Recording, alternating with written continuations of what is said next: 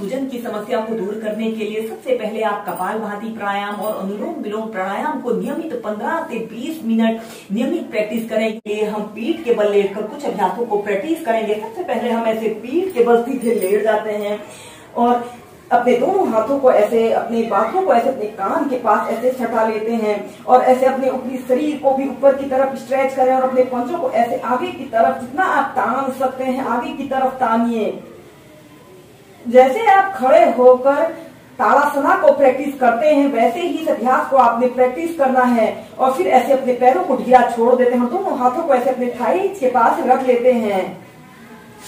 श्वास अंदर भरते हुए ऐसे अपने दोनों बाजों को ऐसे कान के पास सटाएं और अपने पंजों को ऐसे आगे की तरफ तान लें और कम से कम 10 सेकंड तक ऐसे ही होल्ड करके रखें और फिर एक्सहेल करते हुए नीचे ऐसे ही इस अभ्यास को कीजिए। ऐसे अपने ऊपरी शरीर को, निचले शरीर को एक साथ तानते हैं। फिर सीधे इसके बाद आपने अपने दोनों हाथों को ऐसे अपने थाइस के पास रख लें या फिर अपने दोनों हाथों को ऐसे अपने हिप्स के नीचे से भी रख सकते हैं, जिससे कि इस अभ्यास को करने में आपको आसानी रहे। श्वास अंदर भरते हुए ऐसे अपने राइट पैर को ऐसे ऊपर की तरफ उठाते हैं। आपका पैर बिल्कुल सीधा, पंजा ऊपर की तरफ तना हुआ हो। फिर नीचे, फिर दूसरे पैर से श्वास अंदर भरते हुए ऊपर, श्वास छोड़ते हुए नीचे।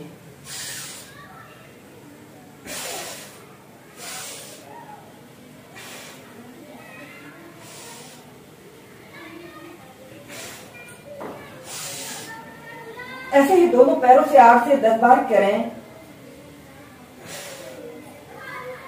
फिर इसके बाद हम नेक्स्ट अभ्यास करेंगे। आपने अपने दोनों पैरों को ऐसे श्वास अंदर भरते हुए ऐसे 90 डिग्री के एंगल में ऐसे उठा लेते हैं। ऐसे आपके पैर बिल्कुल सीधे, पंजे ऊपर की तरफ तने हुए हों और कम से कम 30 सेकंड से लेकर 2 मिनट तक ऐसे ही होल्ड करके रखें।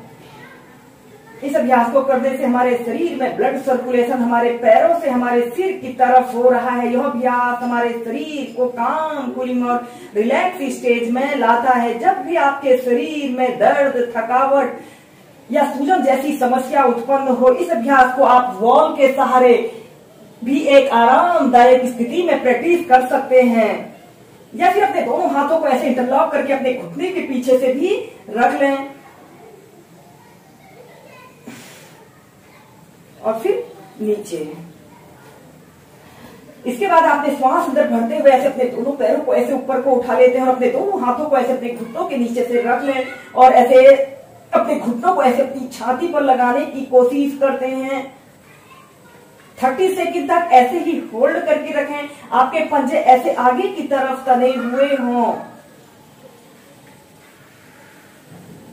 और फिर ऐसे अपने दोनों पैरों को सीधा करें। कुछ देर रुकने के बाद फिर ऐसे होल्ड करें। यह अभ्यास हमारे पैर, हमारे घुटने, हमारे काफ मसल, थाई मसल, कमर के निचले हिस्से के समस्त स्नायु तंत्रों को मजबूती प्रदान करता है। फिर सीधे ऐसे ही से आप 4 से 5 बार कीजिए।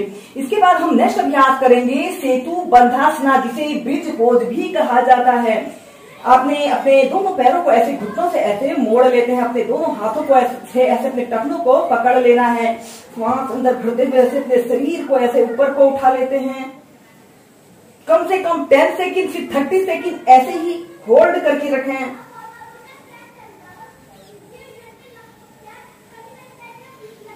और फिर नीचे। श्वास अंदर भरते हुए ऊपर, फिर नीचे। ऐसे ही से आप 4 से 5 बार कीजिए।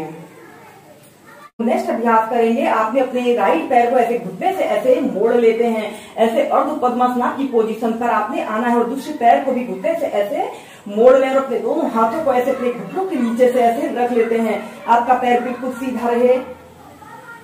कुछ देर ऐसे ही रुकते हैं और फिर इसके बाद श्वास छोड़ते हुए ऐसे अपने घुटने को ऐसे अपने नाक पर स्पर्श कराने की कोशिश करें। जितना आप कर पा रहे हैं उतना ही कीजिए। फिर सीधे, फिर दूसरे पैर से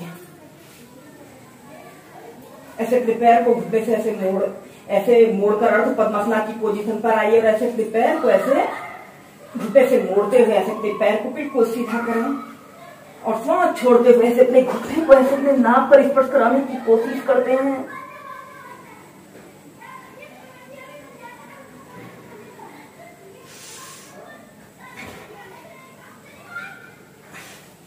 फिर सीधे ऐसे ही दोनों पैरों से इसे आप 4 से 5 बार कीजिए।